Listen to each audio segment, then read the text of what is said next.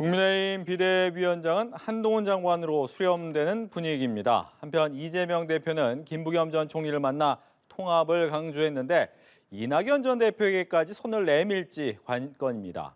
윤주진 퍼블리커스 대표, 강성필 더불어민주당 국민소통위원회 부위원장과 이야기 나눠보겠습니다. 안녕하십니까? 어서 오십시오. 일단 국민의힘에서는 비대위원장으로 한동훈 장관이 거의 수렴된다라고 봐야 되겠죠? 한동훈 장관을 둘러싼 애초에 좀 비토가 있었습니다만 시간이 지나면 지날수록 비토는 조금 정리가 되는 모양이고요. 오히려 한동훈 장관에 대한 어떤 대안이 없는 상황으로 저는 보입니다. 한동훈 장관이 안 된다라고 말을 한다면 실은 한동훈 장관이 아닌 누가 돼야 된다까지 가야 되거든요. 근데 이 정치권에서는 그런 문법이 이제 통해야 되는데 한동훈 장관이 좀 위험하다, 뭐 걱정된다, 뭐 불안하다 이런 말씀들은 하지만 정작 그 다음에 대한 넥스트 대안은 없기 때문에 결국은 이쪽으로 의견이 모아지고 이왕 출범하는 거 힘을 잘 실어주자. 그쪽으로 조금 의견이 모이는 것 같습니다. 네, 대안이 없기 때문에 오히려 힘이 모이고 있다. 네, 뭐 대안은 찾으려면 또 찾을 수 있을 것 같은데요. 이미 지난 주말부터 국민의힘 내부에서는 한동훈 장관을 비대위원장으로 모시려고 하는 움직임이 강해졌고요. 그것들을 불협화음 없이 빌드업을 거쳐서 여러 가지 절차를 거쳐서 이제 모양새가 마무리되는 분위기이기 때문에 이왕지사 그 한동훈 비대위원장이 업무를 시작한다면 잘 되길 바라는 마음입니다. 예. 일단 뭐 등판은 기정사실화되는 분위기인데 이 여러 가지 이제 뭐 당내에서도 그러지만 정치권에서 나오는 얘기가 너무 빠른 등판 아니냐라는 얘기가 있고 한편으로는 아끼면 안 된다라는 얘기도 있습니다. 어떻게 보고 계신지요? 평소에 어떤 뭐 흔히 말하면 뭐 평시라고 해야 될까요? 네. 평시적 상황에서는 한동훈 장관이 사실은 조금 이른감은 있습니다. 보통 이제 예상했던 것은 김기현 대표 체제에서 공관위가 꾸려지고 공관위 중심으로 다시 선대위를 꾸린 다음에 그 즈음에 한동훈 장관이 선대위원장이나 이런 조금 중량감 있는 포지션을 갖고 합류해서 이 선거판을 쫙 끌고 가는 그런 모양새를 예상을 했는데 김기현 대표의 사태가 좀 빨라지고 또 비대위를 즉각 꾸리지 않으면 당이 다시 혼란 속에 빠지는 상황이기 때문에 이른바 한동훈 카드가 조금 더 빨리 필요해졌다. 예, 그런 상황으로 보입니다. 알겠습니다. 어떻습니까? 그 한동훈 장관이 국민의힘 비대위원장이 된다면 이런 정도가 아니라 이런 초고속 등판은 없겠죠. 우리 헌정사에 이 정도로 그 정치권에 있지 않았던 분이 공무원 생활만 하셨던 분이 갑자기 여당의 당대표격인 비대위원장, 그것도 말 그대로 비상한 시국에 당대표격을 맡는 것이 과연 맞는지. 왜냐하면 이 자리는 준비된 사람이 와야 되는 거거든요. 연습이 없습니다. 왜냐하면 당대표라는 자리는 항상 중요한 선택과 결정을 해야 되고 더 중요한 것은 이제 내부 어떤 구성원들과의 갈등을 봉합하고 설득하는 이런 작업이 필요한데요. 그러려면 우리가 알아야 면장도 한다는 말이 있지 않습니까? 네. 당내 상황, 그동안의 히스토리, 어떤 역학관계를 모두 꿰고 있어도 이게 쉽지 않은 일인데 이래서 이런 면에서 이 한동훈 장관이 정치 경험이 없어서 그렇기 때문에 국민의힘 내외에서 우려의 목소리가 나온 것이 아닌가 이렇게 말씀드리겠습니다. 예. 뭐 더 추가 질문 드려야 될 것 같긴 해요. 왜냐하면 준비된 사람이 해야 되는 자리다. 당대표격이기 때문에 이 부분. 비대위원장이라는 자리가 많은 역량을 필요로 합니다. 물론 말씀하신 것처럼 준비된 경험과 또 여러 가지 그 속들이 그 내부 사정에 대해서 정통한 분이 비대위원장을 하는 것이 당연히 더 플러스 점수를 받을 건 사실입니다. 그런데 지금 국민의힘의 비대위원장에게 요구되는 것은 어떤 아주 뛰어난 면밀한 관리 능력이라기보다는 지금 현재 국민의힘이 처해 있는 이 위기 상황, 또 수도권 위기론, 또 총선 위기론을 좀 판세를 뒤집고 국민적 분위기를 쇄신할 수 있는 그런 리더십과 그다음에 메시지 능력입니다. 한동훈 장관이 여러 가지 장단점이 있겠죠. 그런데 지금으로서 국민의힘이 필요로 하는 것은 흥행 카드입니다. 이 흥행 카드로서는 사실 한동훈 장관을 대체할 만한 그런 파격적이고 신선한 매력을 가진 인물이 있느냐. 바로 그 점에서 지금 국민의힘은 아마 한동훈 장관이 그래도 제일 낫다. 이렇게 평가를 하는 것 같습니다. 예. 민주당 입장에서 그럼 흥행 카드로서 한동훈 장관은 어떻게 봐야 됩니까? 네, 한동훈 장관이 최근의 행보를 보이면 그야말로 인산인해를 이뤘지 않습니까? 뭐 사진을 찍기 위해 3시간 동안이나 기차를 뭐 연기하는 등. 그런데 저희 민주당에서는 이런 의문이 있어요. 정말 이게 한동훈 장관의 국민적인 인기냐 아니면은 허수냐. 그것은 앞으로 두고 볼 일인데 그래서 저희 민주당 측에서는 뭐 이함지사 한동훈 장관이 어쨌든 비대위원장으로 온 것에 대해서 환영하는 입장입니다. 아니 한동훈 비대위원장이 네. 잘 못하면 우리 민주당의 인기가 올라갈 것이고 한동훈 장관이 잘하면 그야말로 우리 정치가 발전하고 국민께 좋은 일 아니겠습니까? 그래서 어쨌든 저희 민주당도 한동훈 장관에 대해서 우려할 부분은 우려하지만 네. 또 무작정 대안 없이 비난하는 것은 아니라는 말씀 드리겠습니다. 알겠습니다. 그러다 보니까 이제 한동훈 장관 어제 참 많은 이야기를 기자들 앞에서 했는데 오늘은 좀 말을 많이 아꼈어요. 이유가 있을까요? 공직자 한동훈에서 이제 정치인 한동훈으로 옷을 갈아입어야 되는 상황이지 않습니까? 그 옷을 갈아입는 과정에서 약간의 저는 좀 실수도 있었다고 생각을 하고요. 또 약간의 아픈 경험도 있었다, 학습도 있었다 이렇게 생각을 하는데요. 한동훈 장관은 평생 아까 말씀하신 대로 공직자로 살아오면서 실은 주어진 질문에 답변을 하고 국민들이 궁금해하는 것에 대해서 소상히 밝히는 것을 어떻게 보면은 자신의 정치적, 직업적 미덕으로 삼아왔을 겁니다. 네. 그런데 이제 비대위원장의 한동훈 혹은 정치인 한동훈이라는 사람에게 요구되는 것은 아주 그 구체적이고 세밀한 어떤 정치의 문법 속에서 잘 묘를 발휘해야 되는 거잖아요. 어제의 한동훈 장관은 공직자에 좀 더 가까웠다면 오늘의 한동훈 장관은 아마 조금 점수를 땄을 거라고 봅니다. 국민들 입장에서도 한동훈 장관이 어제는 조금 너무 이렇게 적극적이었는데 오늘은 약간 그래도 정치인 한동훈의 어떤 무게감이 있었다. 그런 면에서 한동훈 장관도 아마 어제 밤에 공부를 열심히 하지 않았을까 그렇게 예상을 해봅니다. 예, 의견 듣겠습니다. 네, 이제 한동훈 장관이 마음을 본인 스스로도 굳힌 것 같습니다. 나는 이제 국민의힘의 비대위원장이다. 아하. 그러다 보니 본인의 말에 대한 무게감에 대해서 스스로 느꼈을 거라고 생각을 합니다. 지금까지 법무부 장관은 본인이 법률가이기 때문에 본인의 전문 영역이었어요. 그렇기 때문에 어떤 야당의 공격이 들어오고 기자가 질문을 해도 본인의 전문성에 있어서는 거침이 없었습니다. 하지만 지금 정치 영역은 그야말로 초보입니다. 네. 그렇기 때문에 본인이 어떤 실수를 할지 모르는 거예요. 우리가 앞서서 인요한 혁신위원장도 얼마나 초반에 참신한 이미지로 좋았습니까? 하지만 정치에 대해서 초보이기 때문에 말실수가 계속해서 이어지면서 자충수로 실패로 끝났습니다. 마찬가지로 또 더 전으로 가면 윤석열 대통령도 국민과의 소통 차원에서 도어 스태핑을 했지만 잦은 말실수로 다시 중단하지 않았겠습니까? 그래서 이러한 것들을 반면 교사로 한동훈 장관이 느꼈을 것이고 앞으로는 본인이 말하는 것보다 듣는 연습을 많이 해야 될 겁니다. 알겠습니다. 그러다 보니까 이제 앞서서 이제 민주당에서 했던 얘기는 오면 좋다라고 얘기를 하셨어요. 그러다 보니까 가장 먼저 얘기하는 것이 이제 특검법 관련된 것 같아요. 뭐 김건희 여사 특검법을 처리하겠다라는 부분에 대해서 뭐 한동훈 장관이 이야기도 한 부분도 있고 여기에 대해서 어떻게 보면 공격의 포인트를 또 잡고 있는 것 같기도 하고요. 여기에 대한 얘기를 좀 듣겠습니다. 네, 한동훈 장관이 두 가지의 어떤 양면을 보였습니다. 법 앞에 평등해야 된다. 아하. 하지만 악법이다. 뭐 이렇게 얘기를 하셨는데요. 저는 이제 비대위원장이 되면 이제 눈앞에 결정을 해야 될 겁니다. 그리고 이것을 비대위원장으로서 관철을 시켜야 될 겁니다. 그걸 본인도 알고 있고 국민의힘 구성원들도 알고 있을 것입니다. 왜냐하면 국민 대다수가 여러 명이 이 의혹에 대해서 궁금해하고 계시거든요. 그런데 이것을 외면하고 뭉개고 넘어간다. 그러면 총선에서 국민적 의혹과 함께 패배가 확실시 될 것입니다. 그렇기 때문에 이제 한동훈 장관이 비대위원장이 되면 어떻게 윤석열 대통령에게 부드럽게 설득을 할지 일명 아름다운 뒤통수를 어떻게 칠 것인지가 관건이다. 이렇게 보여집니다. 예, 그 첫 번째가 이 특검법이 될 것이다. 네. 알겠습니다. 한동훈 장관이 어제 특검법에 대해서 어떤 뭐 악법이다, 독소조항이다 이렇게 구체적으로 법률가의 관점에서 표현한 것은 전 적절치 않았다고 생각을 합니다. 예, 왜냐하면은 국민들이 원하는 것은 이 법에 대한 평가를 듣고 싶은 것이 아니라 한동훈 장관이 실제로 김건희 여사의 문제에 대해서 어떠한 입장과 접근 방법을 갖고 있느냐는 것인데요. 저는 그런데 어제 그 한동훈 장관의 의견과는 별개로 한동훈 장관이 앞으로 만약에 비대위원장이 돼서 국민의힘을 끌고 가게 됐을 때 한동훈 장관이 오히려 민주당에게 내걸 수 있는 카드는 저는 무궁무진하다고 생각을 합니다. 왜냐하면은 총선까지 실제로 특검이 통과돼서 이 특검이 이끄는 총선 전국이 되는 것은 사실상 정치적으로 바람직하지 않습니다. 그것은 이재명 대표에 대한 사법 리스크 문제도 마찬가지 관점이거든요.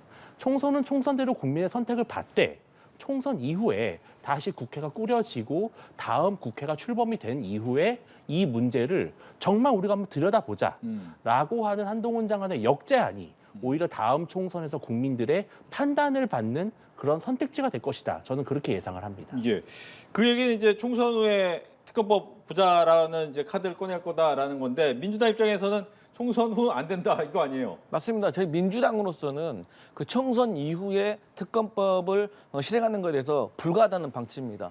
왜냐하면 그렇게 걱정됐으면 네. 지난 4월 27일 통과됐을 때 그때 했었어야죠. 그렇게 제안을. 하지만 이제 와서 총선을 앞두고 한다는 거, 그런 제안을 한다는 것은 네. 그때는 본인들의 지지율이 이렇게 낮을 거라고 예상을 못했겠죠. 그리고 여론이 그렇게까지 뒤집힐지 몰랐을 것입니다. 네. 하지만 그래서 정치가 생물이고 재밌는 거거든요. 그래서 저희 민주당으로서는 어쨌든 그 국민적으로 의혹을 가지고 있는 이 부분에 대해서는 뭐 총선 전후를 떠나서 우리가 분명히 해결을 해야 된다 이런 방침을 가지고 있습니다. 예. 그러다 보니까 한동훈 장관이 비대위원장이 됐을 때 그렇다면 진짜 수평적인 용산과 정당의 관계를 가져갈 수 있을 것이냐에 대해서 뭐 아까 앞서서 아름다운 얘기도 하셨지만 그 부분이 과연 가능합니까?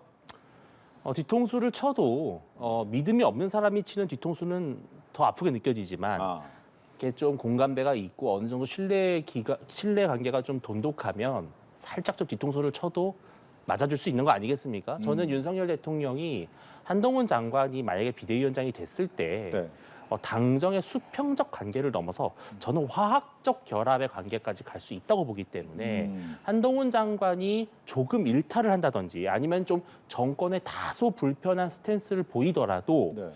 큰 대의, 그러니까 윤석열 정부의 성공을 누구보다도 바랄 것이라는 기대는 의심치 않기 때문에 그 부분에서 조금 더 유연하게 해야 되지 않을까. 네. 저는 그렇게 좀 기대를 가질 수 있다고 봅니다. 예. 이렇게 기대를 하게 돼서 실제로 수평적인 관계, 뭐 화학적인 결합까지 된다면 민주당 입장에서는 굉장히 힘든 상황이 되는 거네요. 네, 앞서 말씀드렸지만 네. 그럼에도 불구하고 한동훈 비대위원장이 잘하면 저희 민주당 인기가 떨어지겠지만 국가 발전을 위해서는 그래야겠지요. 그런데 한동훈 장관, 국민의힘, 윤석열 정부는 성공 키워드가 어디 있는지 이미 다 알고 있습니다. 그것은 새로운 비대위원장이 윤석열 대통령에게 변화를 이끌어낼 수 있는 쓴소리와 바른 소리를 할 수 있어야 되는데 한동훈 장관이 그것을 할 수 있느냐가 문제예요. 근데 우리가 직업이 있으면 직업병이라는 게 따라오지 않습니까? 이 한동훈 장관은 평생 검사로 살아왔고 네. 또 검사 동일체나 상명 하복 문화에 익숙해 있어요. 거기에 더해서 윤석열 대통령과 오랜 시간 일을 했습니다. 그렇기 때문에 쉽진 않을 것이다. 하지만 그럼에도 불구하고 우리가 정치가 미래에 대한 희망을 말해야 되지 않겠습니까? 네네. 그래서 한동훈 장관이 비대위원장으로서 지난 날의 인연은 있고 윤석열 대통령에게 쓴소리를 할 수 있는 훌륭한 비대위원장이 됐으면 좋겠다 이런 말씀 드리겠습니다. 알겠습니다. 뭐 이제 비대위원장으로 의견이 수렴되고 있다라고 하면서 그렇다면 이 정치적 경험이 부족한 부분을 채워줄 수 있는 방안이 무엇이냐를 또 국민의힘은 고민할 것 같은데 선대위원장이라든가 주변의 배치 자체를 좀 다르게 할 수도 있겠죠. 개인적으로 네. 제가 개인적으로 추천을 드리고 싶은 방안은 일단 비대위원을 꾸릴 때 한동훈 장관으로 이미 제가 봤을 때는 참신함은 어느 정도는 다 채워졌습니다. 그렇다면 나머지 비대위원들은 좀 당에서 경험이 풍부하고 또 당의 여러 가지 계파의 문제라든지 성향의 문제에 대해서 많은 이해도를 갖고 계신 분들이 좀 도와줬으면 좋겠다 네. 이런 생각이 들고요.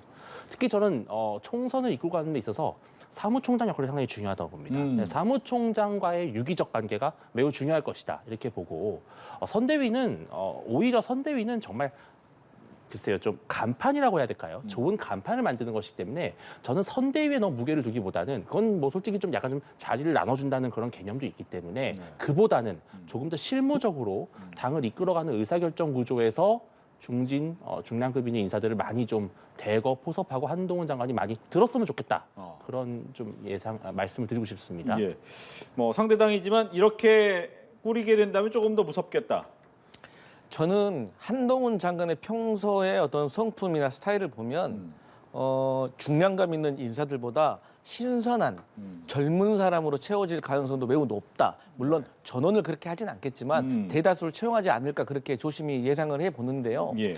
왜냐하면 지금 국민의힘에게 중요한 건 혁신의 이미지거든요. 그리고 새로운 아이디어. 그리고 동력이 필요하기 때문에 아무래도 한동훈 장관 X세대 스타일로 비대위를 꾸리지 않을까. 그리고 저는 그런 생각을 해봅니다. 지금 선대위를 조기에 꾸릴 수 있다는 것은 조금 불가능하지 않을까. 그냥 선대위라는 것은 공천이 막바지로 끝나고 네. 종료가 된 다음에 선대위를 꾸리기 때문에 뭐 저희 민주당 같은 경우는 통상적으로 뭐 2월 말이나 3월 초에 시작을 하거든요. 그렇기 때문에 지금 비대위원을 좀 신선하게 젊은 사람들로 꾸려놓고 그다음에 공관위를 좀 공정하신 분으로 외부에서 모셔온 다음에 어느 정도 공천 작업이 2, 3월에 끝나면 그때 뭐 스타 어벤져스 선대위를 꾸리지 않을까 그렇게 예상해 봅니다. 알겠습니다. 이제 민주당 얘기로 좀 넘어가 보죠. 민주당 같은 경우에는 이낙연 전 대표의 신당이 이제 파장을 좀 많이 일으키고 있는데 그러다 보니까 이재명 대표가 좀 많은 사람을 만나려고 합니다. 그 중에 한 사람이 이제 김부겸 전 총리였는데 비공개 오찬이 있었어요.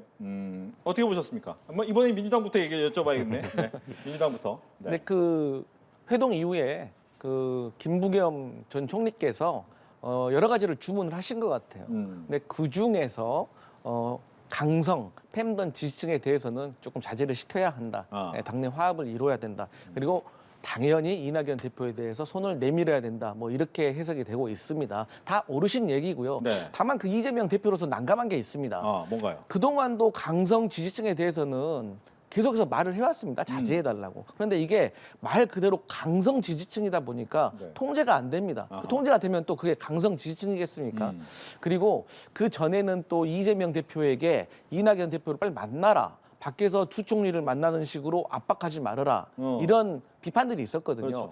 근데 또 한 단계 다시 한번 생각을 해보면 이재명 대표 입장에서는 이낙연 전 총리가 탈당을 하려고 하는데 섣불리 만났다가는 오히려 탈당에 빌미를 주는 것이 아닌가. 그렇기 때문에 만남을 미뤄왔는데 네. 이제는 뭐 김부겸 전 총리라든지 뭐 정세균 총리라고 여러 가지 그 어떤 얘기를 나눴고 당내 통합이 좀 의사가 모아졌기 때문에 이제는 이낙연 전 대표를 만나서 이재명 대표가 손을 내밀어야 된다 이런 말씀드리겠습니다. 예, 어떻게 보셨습니까?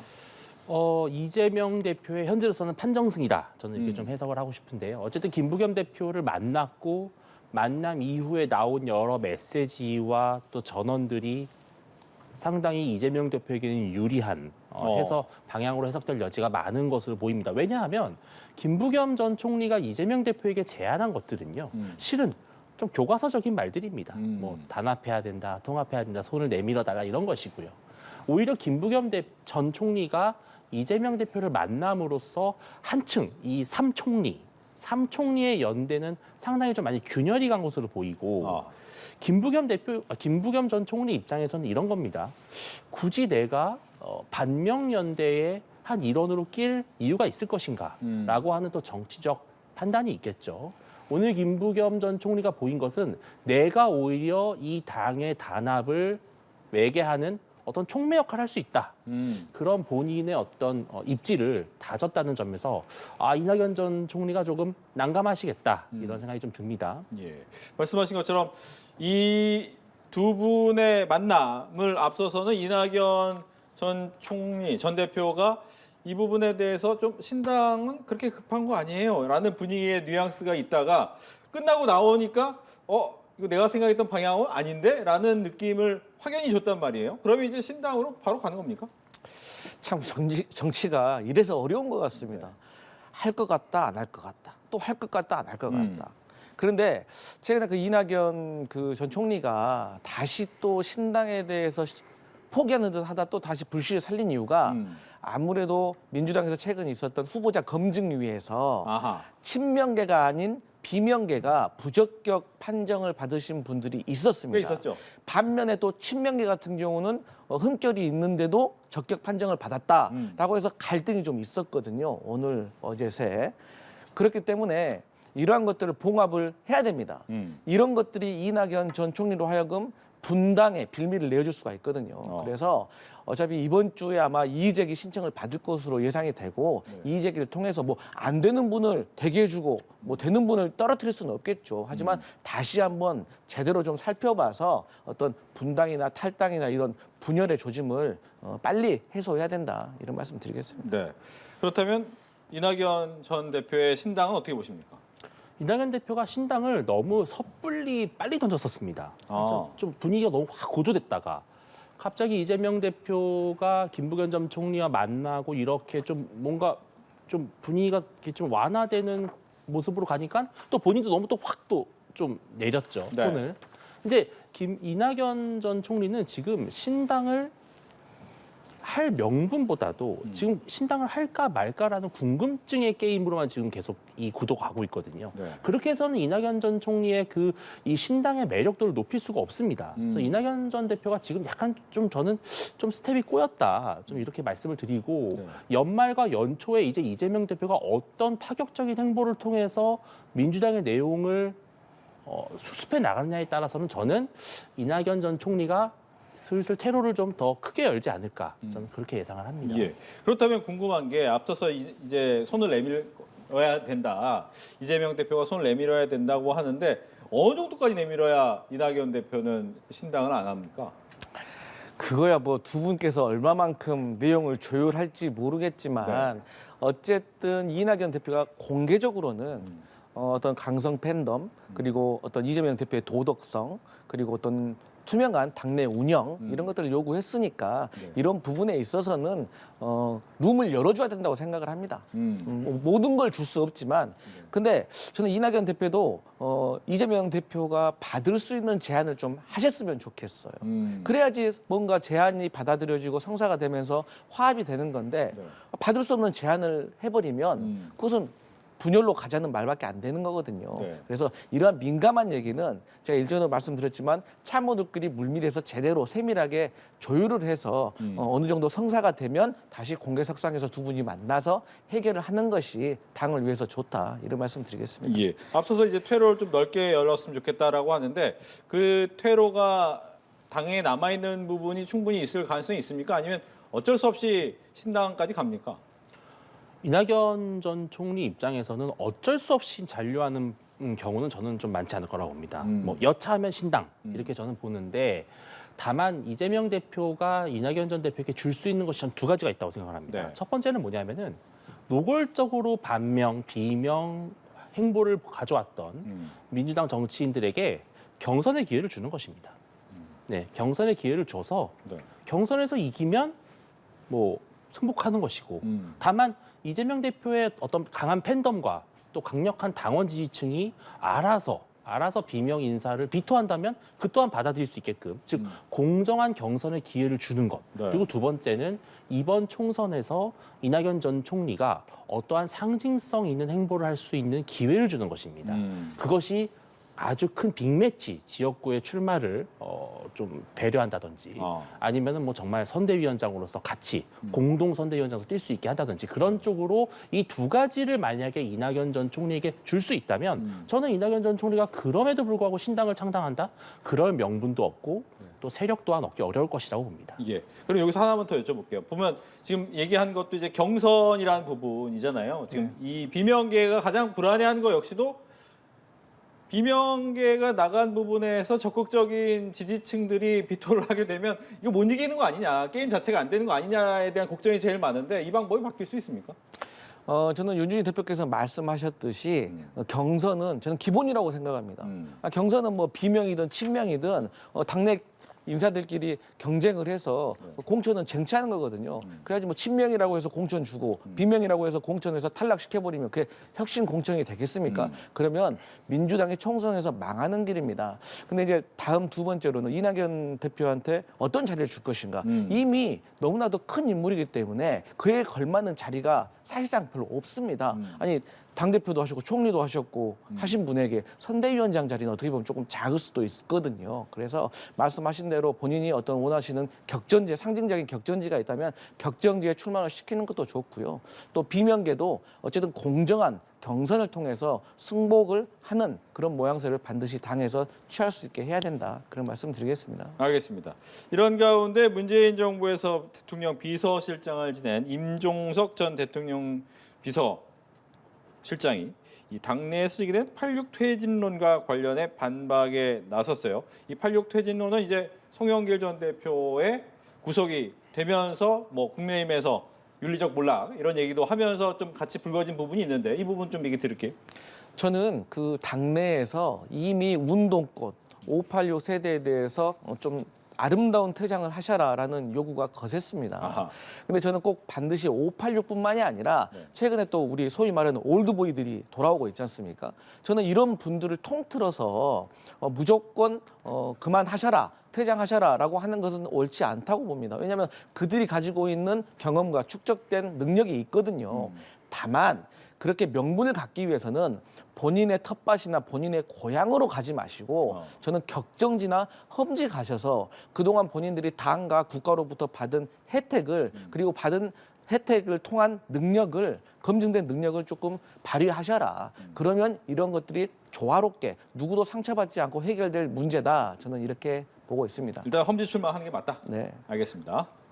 86세대가 노무현 정부를 탄생을 시켰었고 또 그 이후에 다시 이제 문재인 정부의 요직을 맡았었습니다. 그렇죠. 그런데 86세대의 정치적 선고는 전 이미 끝났다고 봅니다. 뭐냐면 뭐 여러 가지 문제가 많았죠. 잘못된 대북 정책, 또 뭐 부동산 실패, 또 운동권 중심의 어떤 파벌 정치 이런 것들로 실은 국민은 물론이고 민주당 내부에서조차도 청년 정치인들이 86세대의 퇴장을 너무나 간절히 원하는 목소리가 많습니다. 물론 86세대에 공적이 없다고 할 수는 없겠죠. 뭐 민주화에 기여한 면도 있고요.